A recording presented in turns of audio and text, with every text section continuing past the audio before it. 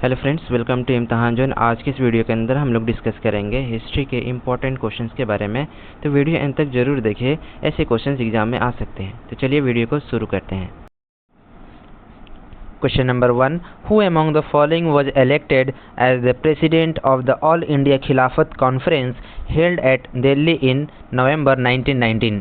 निम्नलिखित में से नवंबर 1919 में दिल्ली में आयोजित अखिल भारतीय खिलाफत सम्मेलन का अध्यक्ष किसे चुना गया था? तो इसका राइट आंसर हो जाएगा option number B, Mahatma Gandhi. Option number B, Mahatma Gandhi right answer है। नवंबर 1919 में दिल्ली में आयोजित अखिल भारतीय खिलाफत सम्मेलन में महात्मा गांधी को अध्यक्ष चुना गया था।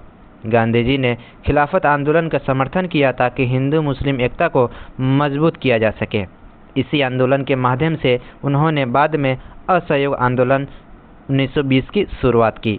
यह भारतीय स्वतंत्रता आंदोलन का एक महत्वपूर्ण चरण था। Next question, question number 2, who among the following was not a member of the cabinet mission? निम्नलिखित में से कौन कैबिनेट मिशन का सदस्य नहीं था? तो इसका राइट आंसर है option number C, Radcliffe. Option number C, इसका रेडक्लिफ राइट आंसर है। 1946 के कैबिनेट मिशन में 3 सदस्य थे। कौन कौन से? Lord Pethick Lawrence, sir Stafford Cripps तथा A V Alexander. Sir Cyril Radcliffe cabinet mission के सदस्य नहीं थे। उन्हें 1947 में भारत और पाकिस्तान के बीच सीमा निर्धारण यानी रेडक्लिफ लाइन के लिए नियुक्त किया गया था। Question number 3, who among the following Urdu poets was invited to the second and third round table conference? निम्नलिखित उर्दू कवियों में से दूसरे एवं तीसरे गोलमेज सम्मेलन में किसे आमंत्रित किया गया था? तो इसका राइट आंसर हो जाएगा option number C, Mohammad Iqbal. Option number C, Mohammad Iqbal right answer है। प्रसिद्ध उर्दू कवि और दार्शनिक अल्लामा मोहम्मद इकबाल को द्वितीय एवं तृतीय गोलमेज सम्मेलन में आमंत्रित किया गया था। उन्होंने भारतीय मुसलमानों के राजनीतिक अधिकारों और पृथक प्रतिनिधित्व के पक्ष में अपने विचार रखे। बाद में उनके विचार से पाकिस्तान की अवधारणा से भी जुड़े। Next question, question number 4, what is the correct sequence of the following events? निम्नलिखित घटनाओं का सही कालानुक्रमिक क्रम क्या है? तो इसका राइट आंसर है ऑप्शन नंबर डी। पहला जो हुआ था चंपारण सत्याग्रह, उसके बाद नागपुर सत्याग्रह, उसके बाद बारडोली सत्याग्रह, उसके बाद राजगुट सत्याग्रह। तो राइट आंसर हो जाएगा option number D. Option number D right answer है। चंपारण सत्याग्रह की बात करें तो 1917 में हुआ था। नागपुर झंडा सत्याग्रह कब हुआ था? 1923 में। बारडोली सत्याग्रह कब हुआ था? 1928 में। और राजकोट सत्याग्रह हुआ था 1938-39 में। चंपारण गांधी जी का भारत में पहला सफल सत्याग्रह था, जबकि बारडोली सत्याग्रह के कारण सरदार वल्लभ भाई पटेल को सरदार की उपाधि मिली थी। Next question, question number 5, when Lord Mountbatten became the first Governor General of Free India, who became the Governor General of Pakistan? जब लॉर्ड माउंटबेटन स्वतंत्र भारत के प्रथम गवर्नर जनरल बने, तब पाकिस्तान का गवर्नर जनरल कौन बना? तो इसका राइट आंसर है option number B, M.A. Jinnah यानी Mohammad Ali Jinnah. Option number B right answer हो जाएगा। 15 अगस्त 1947 को भारत के पहले गवर्नर जनरल लॉर्ड माउंटबेटन बने, जबकि पाकिस्तान के पहले गवर्नर जनरल मोहम्मद अली जिन्ना बने। लियाकत अली खान पाकिस्तान के पहले प्रधानमंत्री थे। Next question, question number 6, Which one of the following commission या committees was appointed by the British government to investigate the Jallianwala Bagh massacre? Jallianwala Bagh हत्याकांड के जांच के लिए ब्रिटिश सरकार ने किस आयोग या समिति की नियुक्ति की थी? तो इसका राइट आंसर है ऑप्शन नंबर बी, हंटर आयोग, हंटर कमीशन की नियुक्ति की थी। ऑप्शन नंबर बी इसका राइट आंसर हो जाएगा। 13 अप्रैल 1919 को हुए जलियांवाला बाग हत्याकांड की जांच के लिए ब्रिटिश सरकार ने हंटर आयोग का गठन किया। इस आयोग ने जनरल डायर की कार्रवाई की जांच की, लेकिन भारतीय जनता आयोग की रिपोर्ट से संतुष्ट नहीं हुई। कांग्रेस ने भी अपनी अलग जांच समिति गठित की थी, जिसमें महात्मा गांधी प्रमुख सदस्य थे। Next question, question number 7, October 26, 1947 is an important date in Indian history because 26 अक्टूबर 1947 भारतीय इतिहास में एक महत्वपूर्ण तिथि है, क्योंकि ऑप्शन ए, महाराजा हरि सिंह ने विलय पत्र पर हस्ताक्षर किए, बी, पाकिस्तान के साथ युद्ध विराम हुआ, सी, सिंध का विलय हुआ। डी, पाकिस्तान ने भारत के विरुद्ध युद्ध की घोषणा की। तो क्वेश्चन नंबर 7 का राइट आंसर हो जाएगा ऑप्शन नंबर ए। ऑप्शन नंबर ए राइट आंसर हो जाएगा। महाराजा हरि सिंह ने विलय पत्र पर हस्ताक्षर किए। इसका एक्सप्लेनेशन देख लीजिए। 26 अक्टूबर 1947 को जम्मू कश्मीर के महाराजा हरि सिंह ने इंस्ट्रूमेंट ऑफ एसेशन विलय पत्र पर हस्ताक्षर किए, जिसके माध्यम से जम्मू कश्मीर भारत का अभिन्न अंग बना। इसके बाद 27 अक्टूबर 1947 को भारतीय सेना श्रीनगर पहुंची और कबायली आक्रमणकारियों के विरुद्ध सैन्य अभियान शुरू किया गया। यह घटना भारत के आधुनिक राजनीतिक इतिहास की अत्यंत महत्वपूर्ण घटनाओं में से एक है। Next question, question number 8। Cabinet mission was presided over by. Cabinet mission की अध्यक्षता किसने की थी? तो इसका राइट आंसर है option number D, Patrick Lawrence. Option number D, Patrick Lawrence right answer हो जाएगा। 1946 के कैबिनेट मिशन में 3 सदस्य थे। कौन कौन से? Lord Patrick Lawrence, sir Stafford Cripps तथा ए.वी. अलेक्जेंडर। इस मिशन के प्रमुख चेयरमैन लॉर्ड पैट्रिक लॉरेंस थे, जो उस समय भारत के सचिव secretary of state for India थे। इस मिशन का उद्देश्य भारत के संवैधानिक भविष्य के लिए समाधान प्रस्तुत करना था तथा सत्ता हस्तांतरण की प्रक्रिया को आगे बढ़ाना था। दोस्तों, अगर वीडियो पसंद आ रही है तो लाइक, शेयर और सब्सक्राइब जरूर करें और एंड में अपना स्कोर कमेंट बॉक्स में जरूर बताना आपका स्कोर कितना आ रहा है। Next question, question number 9। Jayaprakash Narayan belong to which party.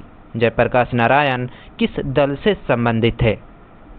तो इसका राइट आंसर है ऑप्शन नंबर सी, समाजवादी। ऑप्शन नंबर सी, समाजवादी राइट आंसर हो जाएगा। जयप्रकाश नारायण भारतीय समाजवादी आंदोलन के प्रमुख नेता थे।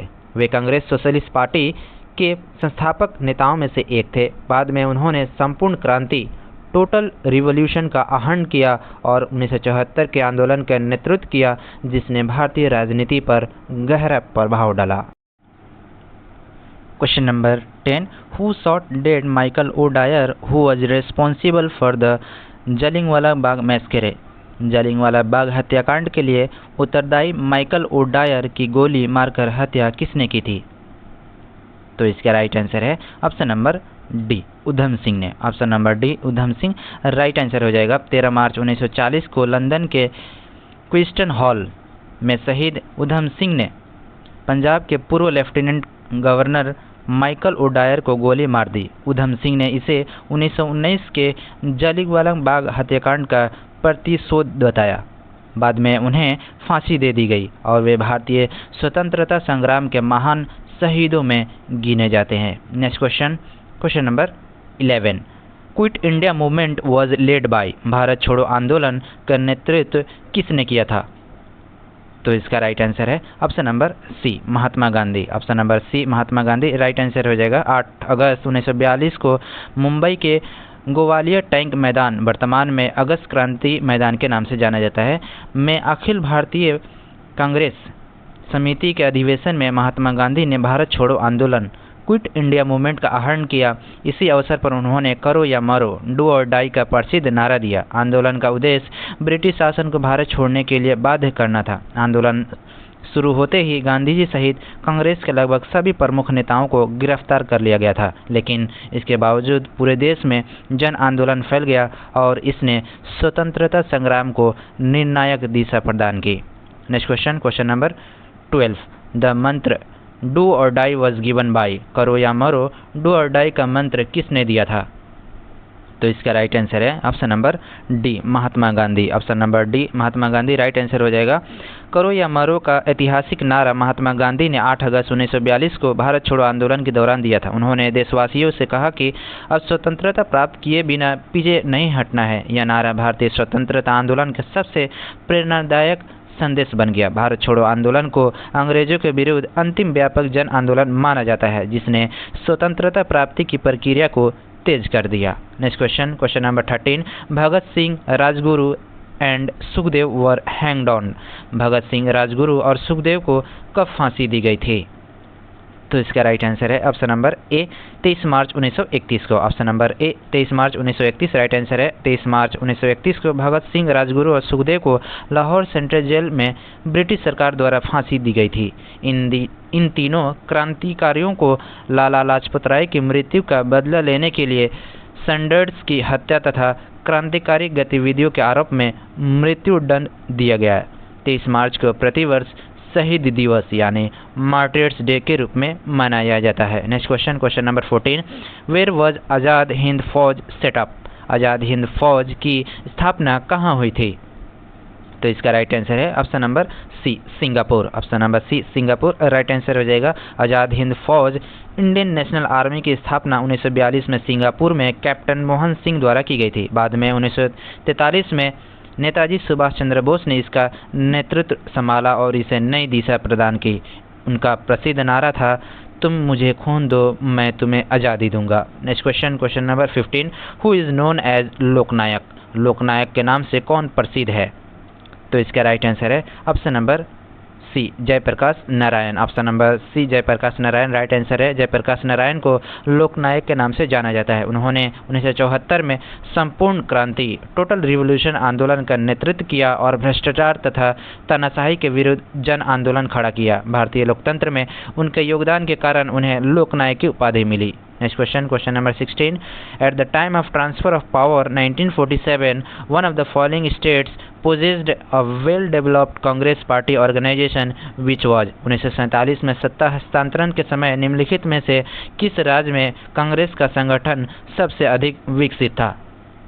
तो इसका राइट आंसर है option number C Mysore. Option number C Mysore right answer हो जाएगा। 1947 में सत्ता हस्तांतरण के समय मैसूर राज्य में कांग्रेस का संगठन अन्य रियासतों की तुलना में सबसे संगठित और प्रभावशाली था। मैसूर में प्रजा आंदोलन तथा कांग्रेस की सक्रियता के कारण लोकतांत्रिक शासन की मांग मजबूत हुई और बाद में राज्य का भारतीय संघ में सफलतापूर्वक विलय हुआ। Next question, question number 17. The Congress in Travancore launched a civil disobedience movement against the autocratic government of the Diwan of Travancore state. Who was the Diwan? त्रवनकोर में कांग्रेस ने राज्य के दीवान की निरंकुश सरकार के विरुद्ध सविनय अवज्ञा आंदोलन चलाया। उस समय दीवान कौन था? तो इसका राइट आंसर है option number A C P Ramaswamy Iyer. C P Ramaswamy Iyer right answer हो जाएगा ऑप्शन नंबर ए। त्रावणकोर रियासत के दीवान सर सीपी रामास्वामी अय्यर थे। उनके शासन को निरंकुश माना जाता था। कांग्रेस और त्रावणकोर स्टेट कांग्रेस ने लोकतांत्रिक शासन की स्थापना तथा जनता के अधिकारों की रक्षा के लिए उनके विरुद्ध सविनय अवज्ञा आंदोलन चलाया। अंततः त्रावणकोर का भारतीय संघ में विलय हुआ। Next question, question number 18. Which incident led Gandhi ji to withdraw the non cooperation movement? किस घटना के कारण महात्मा गांधी जी ने असहयोग आंदोलन वापस ले लिया था? तो इसका राइट आंसर है option number B Chauri Chaura कांड। Option number B Chauri Chaura कांड राइट आंसर है। 5 फरवरी 1922 को उत्तर प्रदेश के चौरी चौरा में प्रदर्शन हिंसक को हो गया और भीड़ ने पुलिस थाने में आग लगा दी, जिसमें कई पुलिसकर्मी मारे गए थे। महात्मा गांधी अहिंसा के सिद्धांत के कट्टर समर्थक थे, इसलिए उन्होंने इस हिंसक घटना के बाद 12 फरवरी 1922 को असहयोग आंदोलन वापस ले लिया। यह निर्णय भारतीय स्वतंत्र आंदोलन के महत्वपूर्ण घटनाओं में से एक माना जाता है। Next question, question number 19. The Poona pact aimed? Poona pact का मुख्य उद्देश्य क्या था? तो इसका राइट आंसर है ऑप्शन नंबर बी निम्न या दलित वर्गों को प्रतिनिधित्व देना। Option number B right answer हो जाएगा। 1932 में महात्मा गांधी और डॉक्टर भीमराव अंबेडकर के बीच पूना पैक्ट हुआ। इसका उद्देश्य अनुसूचित जातियाँ दलितों को विधानमंडलों में आरक्षित प्रतिनिधित्व देना था। इस समझौते के बाद पृथक निर्वाचन यानी सेपरेट इलेक्टोरेट की व्यवस्था समाप्त कर संयुक्त निर्वाचन जॉइंट इलेक्टोरेट के साथ आरक्षित सीटों का प्रावधान किया गया। Next question, question number 20. The object of Butler committee of 1927 was to? 1927 के बटलर समिति का उद्देश्य क्या था? तो इसका राइट आंसर है ऑप्शन नंबर डी भारत सरकार और भारतीय रियासतों के बीच संबंधों में सुधार करना। ऑप्शन नंबर डी इसका राइट आंसर हो जाएगा। 1927 का बटलर समिति 1927 का गठन भारतीय रियासतों यानी प्रिंसली स्टेट्स और ब्रिटिश भारत सरकार के बीच संबंधों की समीक्षा करने के लिए किया गया था।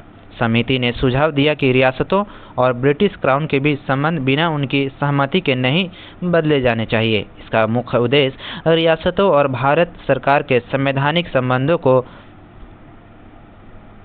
सख्त करना था।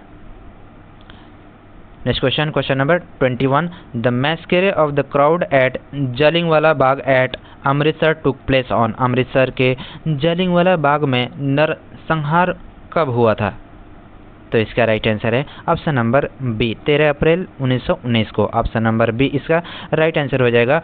13 अप्रैल 1919 को बैसाखी के दिन अमृतसर के जलियांवाला बाग में हजारों लोग शांतिपूर्ण सभा के लिए एकत्र हुए थे। उसी समय ब्रिगेडियर जनरल रेजिनाल्ड डायर ने बिना किसी चेतावनी के सैनिकों को निहत्थी भीड़ पर गोली चलाने का आदेश दे दिया था।